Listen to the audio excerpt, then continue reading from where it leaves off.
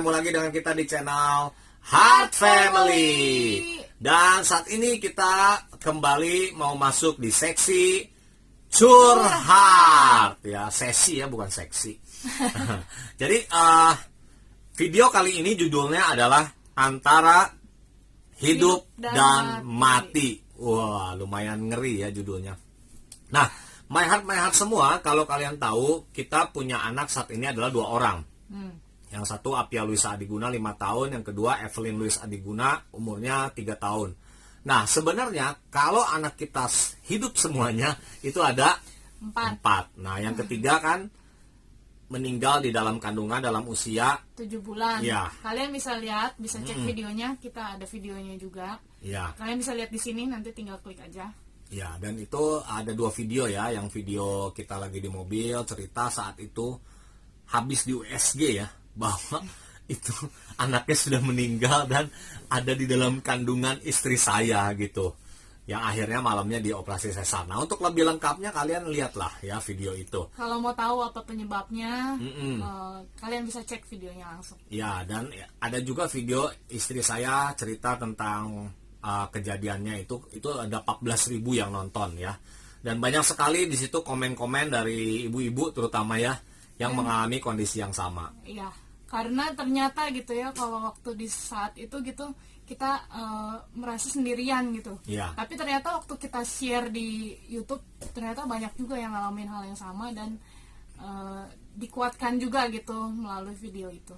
Nah, mudah-mudahan video curhat kita kali ini juga bisa memberi inspirasi lah, juga memberikan kekuatan. Barangkali ada juga di luar sana yang mengalami hal yang sama. Ya. Nah, kenapa judulnya Hidup dan Mati? Seperti tadi saya awali, anak ketiga itu meninggal dalam kandungan, yang keempat itu keguguran dalam usia 2 bulan. Nah, yang kedua ini pernah mengalami masa atau saat di mana dia ada antara hidup dan mati. Tapi seperti kalian tahu bahwa anak saya yang kedua ini hidup sampai sekarang. Dan di masa itu juga istri saya mengalami kondisi antara hidup dan mati, ya. Jadi langsung aja ceritanya. Saat itu istri saya dalam kondisi hamil 12 minggu, ya. Dan dalam waktu kurang lebih 5 hari dia mengalami rasa sakit di perut kanan bawah. Ya. Nah, istri saya ini orangnya kuat gitu. Jadi kalau dia nggak bener-bener sakit, dia bisa tahan.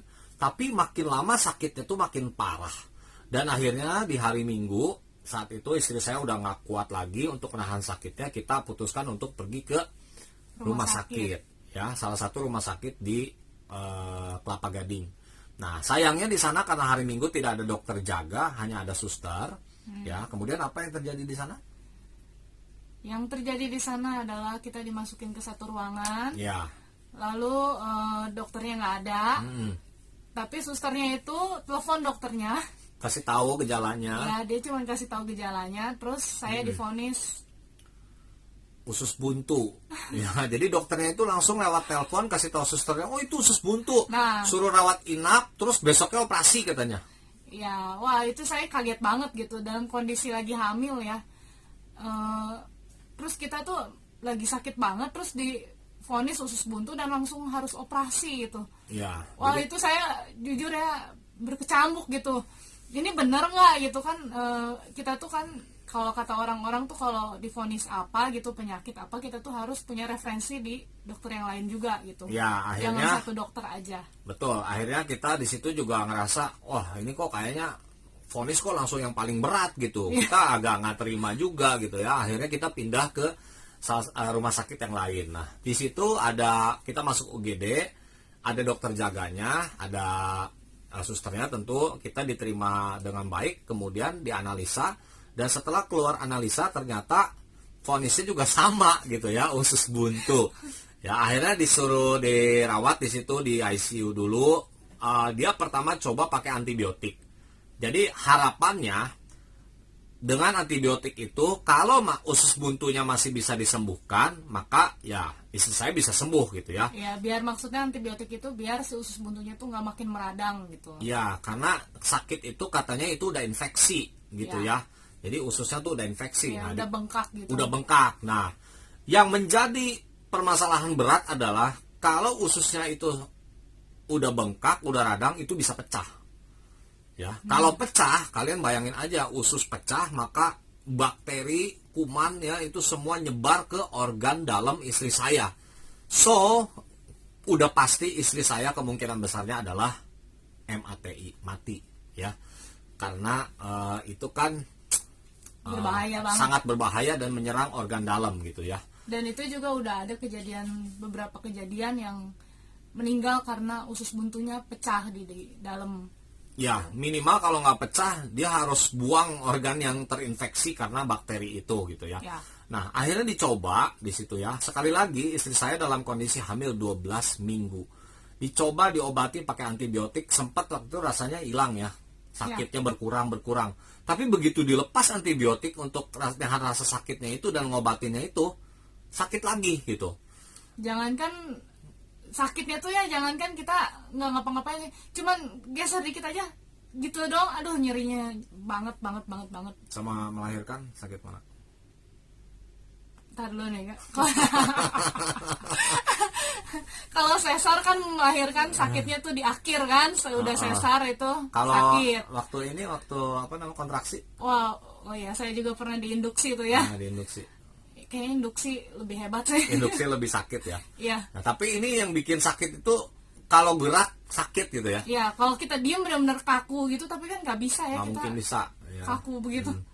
Nah, akhirnya dokter saat itu kasih pilihan, ya, mau dioperasi, dia angkat usus buntunya, itu mau nggak mau gitu ya, diangkat usus buntunya, resikonya karena kandungannya itu baru 12 bulan, masih kecil, 12 minggu. 12 minggu, sorry, 12 bulan udah lahir ya, baru 12 minggu, itu ada resiko anaknya bisa keguguran atau copot dari janinnya akibat tubuh yang bereaksi ketika proses operasi gitu ya. Karena kan itu katanya dikasih obat bius gitu kan. Iya. Yang disuntik yang dari belakang itu, nah itu tuh bisa mengganggu si kontraksi si janinnya bisa Ya, lepas. janinnya bisa berkontraksi kemudian bisa lepas. Akhirnya ya anak kita ya bisa keguguran gitu kan.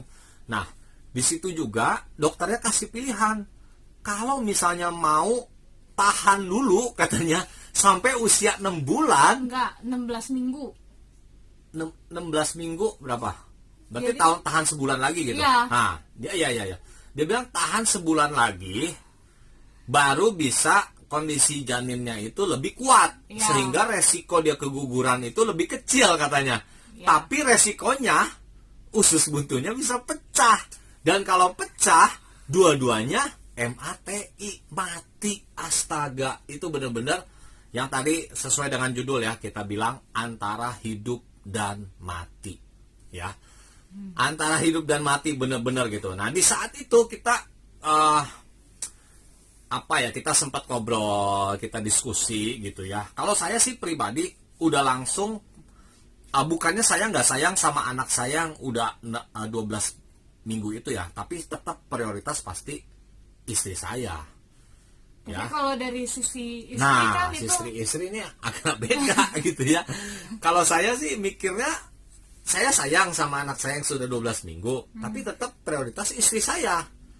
Karena misalnya gitu ya, terjadi keguguran, istri saya selamat kan, nah saya bisa bikin lagi gitu. Tapi saya tetap sayang sama anak saya yang 12 minggu itu.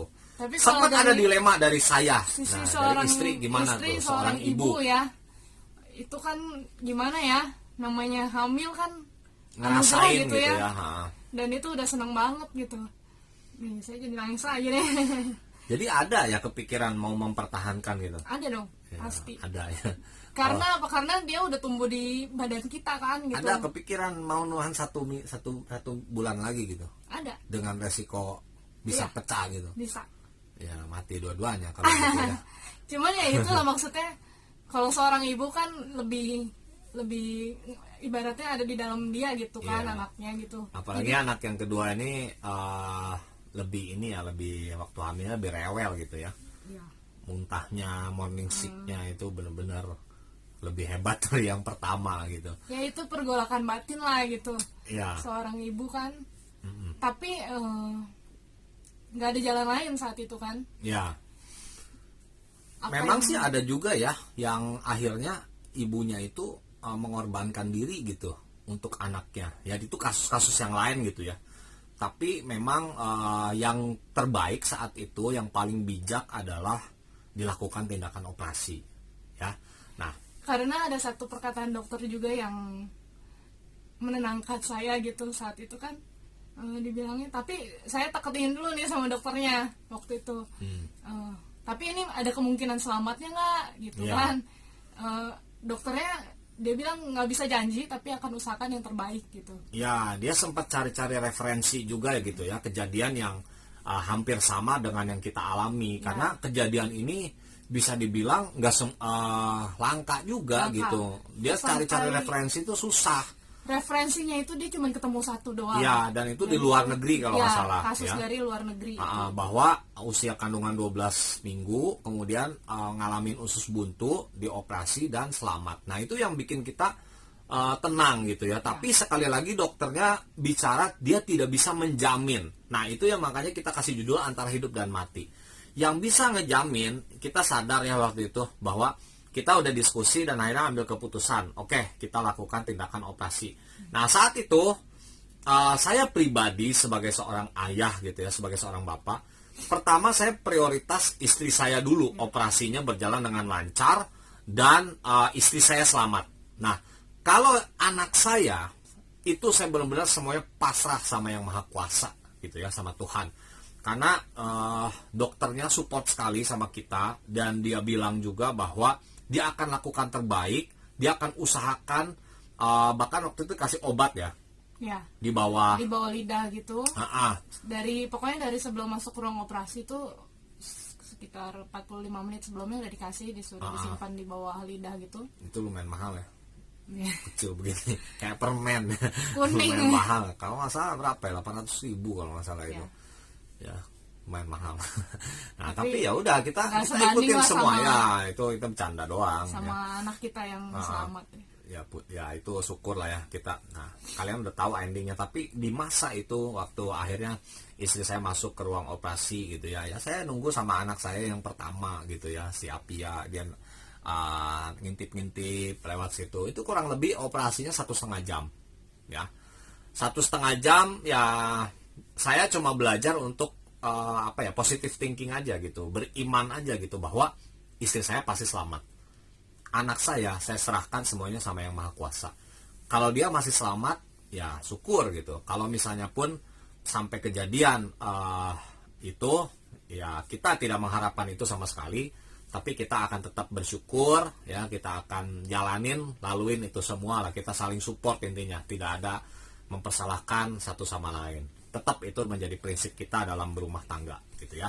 Oke, akhirnya 1,5 jam selesai operasi ya, saya nunggu di luar diperbolehkan masuk dan dapat kabar yang sangat baik dari dokternya bahwa Bapak sudah selesai operasinya, ibunya sekarang dalam kondisi yang pemulihan pasca operasi, masih Masuk ke setengah sadar. ruang observasi itu. Iya.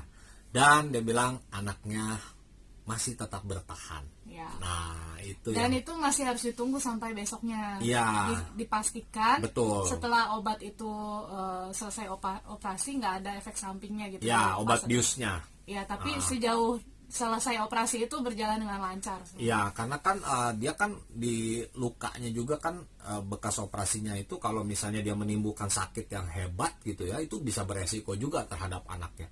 Jadi benar-benar itu kita ngalamin hidup dan mati itu ada di tangan yang maha kuasa. Nah, sama juga seperti cerita yang kita ceritain di awal bahwa anak kita yang ketiga akhirnya Tuhan berkehendak lain gitu ya. Nah, itu pun kita sudah lalui dan kita bersyukur sampai sekarang kita masih bersama-sama saling mensupport, saling mendukung. Tidak ada sedikit pun dari segala peristiwa yang sudah terjadi itu kita saling nyalahin gitu. Ya. Karena itu akan sangat berbahaya gitu ya. Jadi itu bukan mati cepat tapi matinya pelan-pelan kita nih. Gitu. Saling nyerang, saling nyalahin, bisa stres, bisa ya macam-macam lah gitu ya. Ya, jadi bersyukurnya besoknya itu setelah dipastiin waktu saya udah sadar gitu, di USG lagi dan ternyata anaknya masih Masih ada. masih nempel gitu. Iya. Karena yang harus dilihat itu kerekatan si janin sama ininya, Ya, si anaknya sama janinnya. ya. Jadi wah itu rasanya gimana ya, bersyukur banget gitu, Iya, benar-benar bahagia banget gitu waktu Iya. tahu gitu kan. Karena sebelum operasi itu benar-benar pergolakan batin banget kalau buat istri gitu, buat ibunya kan. Iya. Evelyn, Dedek, sini. sini sayang. Nah, ini anak kita yang kedua. Sini, Api yang mau ikut. Nah, ini dia.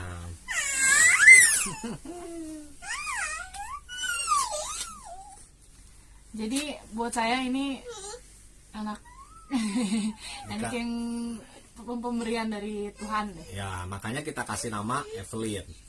Ya, Evelyn itu artinya hidup.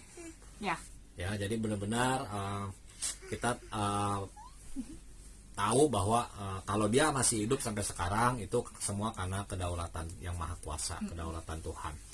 Ya, ngomong-ngomong soal USG, kita juga sempat USG ya sebelum dioperasi itu ya, untuk memastikan gitu, karena ya sekali lagi gitu, pengennya tuh bukan gitu, pengennya tuh yang lain gitu ya, tapi memang itu usus buntu. Nah, usus buntunya itu terjadi karena malam-malam suka lapar ya. ya karena kalau lagi hamil itu kan Itu masuk tuh. laparnya banget ya, apalagi kalau malam gitu ya.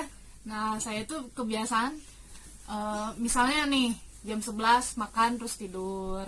Habis makan bangun tidur lagi. Kadang jam 1 jam 3 juga saya bisa bangun terus makan, Iya. karena lapar gitu. Nah, itu akhirnya ya terpiculah usus buntu. Nah, maksudnya kenapa saya ulang lagi ceritanya supaya teman-teman juga nih yang punya kebiasaan habis makan tidur itu sebaiknya kalian ubah gitu ya. Ya. Jadi habis makan tunggu dulu sejam 2 jam baru tiduran. tidur ya. Kalau yang hamil mungkin nggak bisa dihindari ya, udah ngantuk gitu kan, malam-malam bangun lapar pengen makan terus pengen tidur lagi. Iya. Nah, kalau yang Terus kalau anak kecil juga kan kebiasaan tuh habis makan tuh loncat-loncat tuh. Sebenarnya itu nggak boleh. Itu juga bisa menyebabkan usus buntu. Karena teman saya juga ada yang dioperasi karena dia habis makan tuh lari gitu, jalan, main gitu. Kayak gitu. Ya, oke, itu aja cerita dari kita buat my heart semua. Mudah-mudahan sesi curhat ini bisa kasih inspirasi, bisa kasih kekuatan. Jangan lupa kalau kalian punya pengalaman yang hampir sama dengan kita nih, kalian komen di bawah ya. Ya, biar kita bisa sama-sama saling support, bisa sama-sama saling menguatkan satu sama lain. Ya, oke, itu aja sesi curhat kita saat ini. Sampai ketemu di video kita yang lain. Bye-bye.